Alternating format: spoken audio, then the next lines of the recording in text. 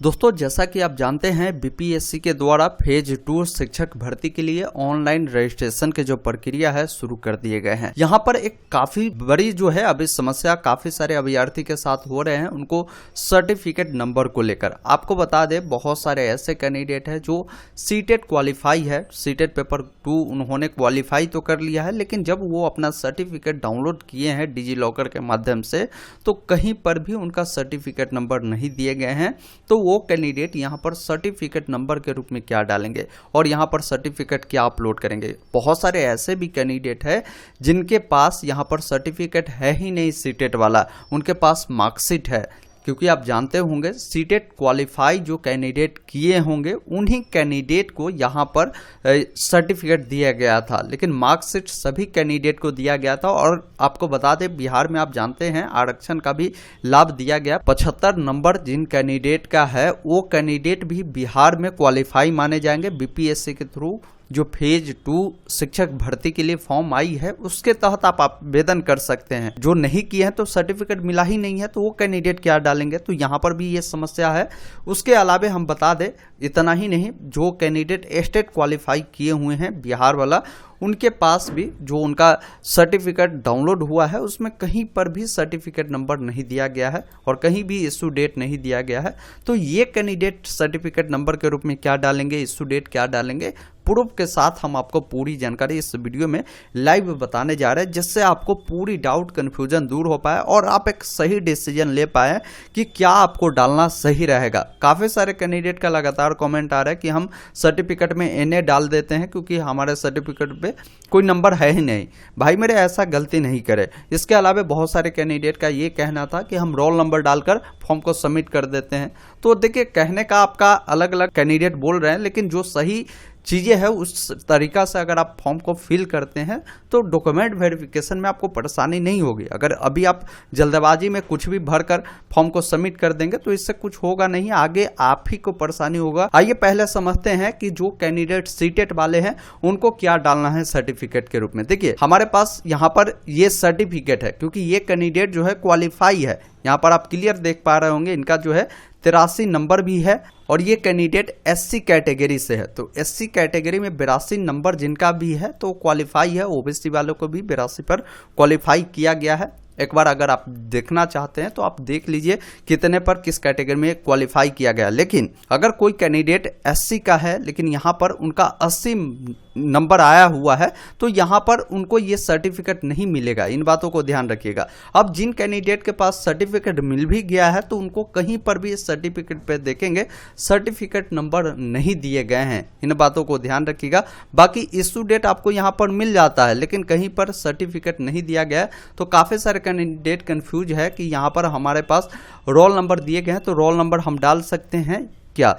तो पहले एक चीज़ और समझिए, ये आप सर्टिफिकेट देखा है, हमारे पास इसका मार्कशीट भी है।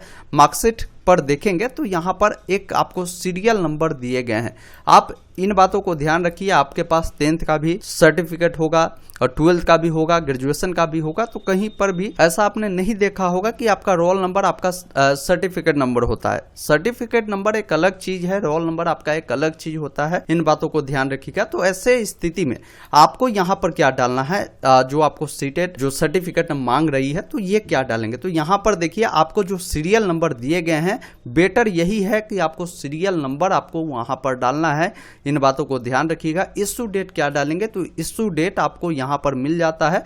देखेंगे 3/3/2023 है आपका, जो भी होगा यहाँ पर इशू डेट मिलता है उससे ही आप यहाँ पर डालें। अब कहेंगे कि यहाँ पर तो अपलोड बोल रहा है सर्टिफिकेट करने के लिए, आपने तो बोला ये मार्कशीट की डिटेल डलवा रहे हैं, तो ऐसा हम कैसे करें। तो भाई मेरे समझिए, यहाँ पर जो डिटेल आपका दिए हुआ सर्टिफिकेट आपके मार्कशीट पर ही दिए गए हैं सीरियल नंबर।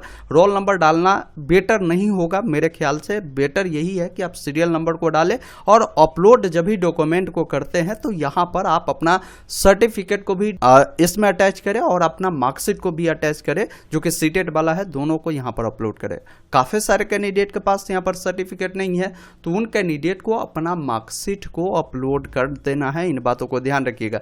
और दूसरी भी एक बात और मिस्टेक आपको नहीं करना है, बहुत सारे कैंडिडेट यहाँ पर उनके सर्टिफिकेट तो आए हैं जो अनक्वालिफाइड वाले कैंडिडेट है, तो ऐसा नहीं है कि अनक्वालिफाइड वाला आप सर्टिफिकेट यहाँ पर अपलोड कर देंगे तो ये भी वैलिड नहीं होगा। इसलिए आप मार्कशीट को अपलोड कर दीजिए। अगर आपके पास सर्टिफिकेट है तो मार्कशीट सर्टिफिकेट दोनों को अटैच कर यहाँ पर अपलोड करिए, और सर्टिफिकेट नंबर के रूप में सीरियल नंबर आप मार्कशीट पे दिए गए हैं। इन बातों को ध्यान रखिए। यहाँ पर देखिए ये आपका मार्क्स स्टेटमेंट है, यहीं पर आपको मिलता है, इसे ही आप यहाँ पर फिल करिएगा। तो ये आपका डाउट क्लियर हो चुका होगा। देखिए स्टेट वाले जो भी कैंडिडेट हैं उनको यहाँ पर एक रिजल्ट शीट दिया गया। देखिए यहाँ पर बिहार बोर्ड की भी काफ़ी बड़ी लापरवाही है।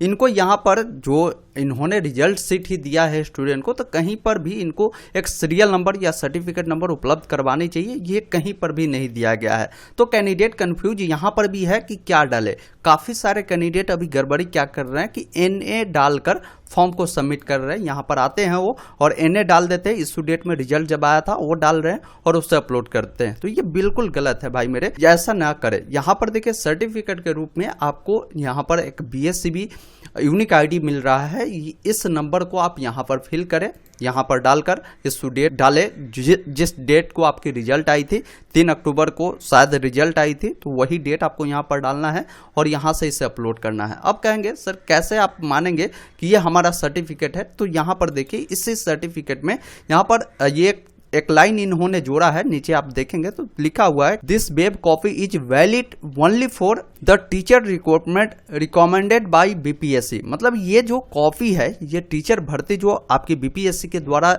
लिया जा रहा है, इसके लिए वैलिड है। इन बातों को ध्यान रखिएगा। तो यही कॉपी आपको वहां पर अपलोड करने की जरूरत है।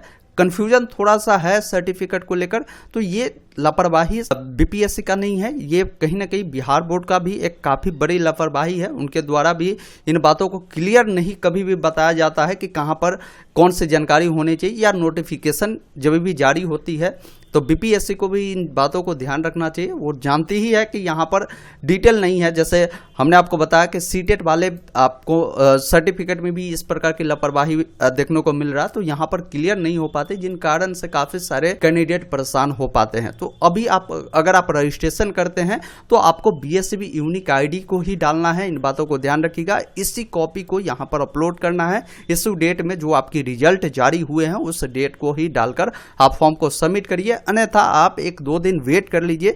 विभाग इसको लेकर जरूर कोई नोटिफिकेशन निकालेगा, फिर आप फॉर्म को सबमिट करेंगे। ऐसा नहीं कि NA लिखकर आप फॉर्म को सबमिट कर दिए, नहीं, ऐसा करेंगे तो आगे आप ही को परेशानी होगा। बाद बाकी आपको जो इच्छा है आप अपने अकॉर्डिंग फॉर्म को सबमिट कर सकते हैं। तो मैं उम्मीद करता हूं कि इस दोनों डाउट के रिगार्डिंग आपको पूरी कंफ्यूजन दूर हुई होगी। मैं आशा करता हूं ये वीडियो आपको पसंद आया होगा तो इसे अपने दोस्तों के साथ शेयर करें। काफ़ी सारे कैंडिडेट अभी लापरवाही बरत रहे हैं इन चीज़ों को लेकर, ताकि वो सतर्क रहे, कहीं पर भी कोई गलत जानकारी ना फिल करे, अन्यथा उन्हें बाद में जाकर यही छोटी छोटी जानकारी बाद में परेशानी होती है। या आप 2-4 दिन रुक जाए, समय भागा नहीं जा रहा है, आपको यहाँ पर मौका जो मिला है उससे 2 दिन पहले तक इंतजार करिए। कोई अपडेट आती है तो ठीक है, नहीं तो इस अकॉर्डिंग ही फॉर्म को आप सबमिट करें।